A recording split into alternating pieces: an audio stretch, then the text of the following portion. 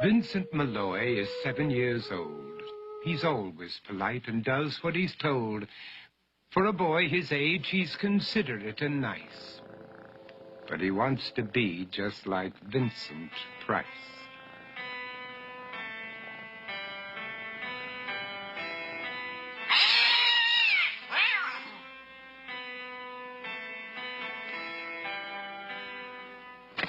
He doesn't mind living with his sister, dog, and cats, though he'd rather share a home with spiders and bats.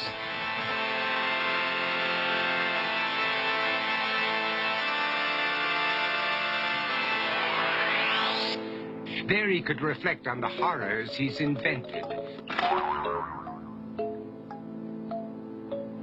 and wander dark hallways alone and tormented.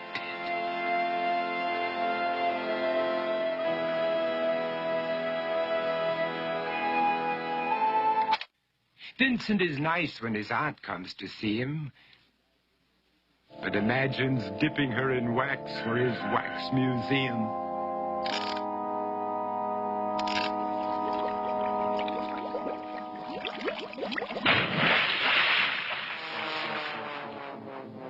He likes to experiment on his dog, Abercrombie, in the hopes of creating a horrible zombie, so he and his horrible zombie dog could go searching for victims in the London fog. His thoughts, though, aren't only of ghoulish crime. He likes to paint and read to pass some of the time. While other kids read books like Go, Jane, Go, Vincent's favorite author is Edgar Allan Poe. One night, while reading a gruesome tale, he read a passage that made him turn pale. Such horrible news he could not survive, for his beautiful wife had been buried alive. He dug out her grave to make sure she was dead, unaware that her grave was his mother's flower bed. His mother sent Vincent off to his room. He knew he'd been banished to the Tower of Doom, where he was sentenced to spend the rest of his life alone with the portrait of his beautiful wife. While alone and insane, encased in his tomb, Vincent's mother burst suddenly into the room. She said, "If you want to, you can go out and play. It's sunny outside and a beautiful day."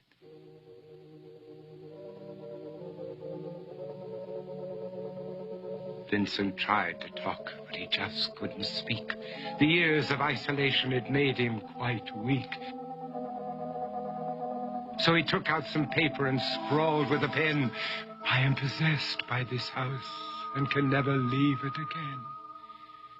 His mother said, "You're not possessed and you're not almost dead. These games that you play are all in your head. You're not Vincent Price, you're Vincent Malloy. You're not tormented or insane, you're just a young boy. You're 7 years old and you are my son. I want you to get outside and have some real fun." Her anger now spent, she walked out through the hall. And while Vincent backed slowly against the wall, the room started to sway, to shiver and creak. His horrid insanity had reached its peak. He saw Abercrombie, his zombie slave, and heard his wife call from beyond the grave. She spoke from her coffin and made ghoulish demands, while through cracking walls reached skeleton hands. Every horror in his life that had crept through his dreams swept his mad laughter to terrified screams.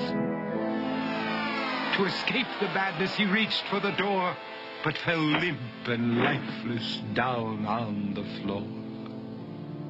His voice was soft and very slow as he quoted The Raven from Edgar Allan Poe. "And my soul from out that shadow that lies floating on the floor shall be lifted nevermore."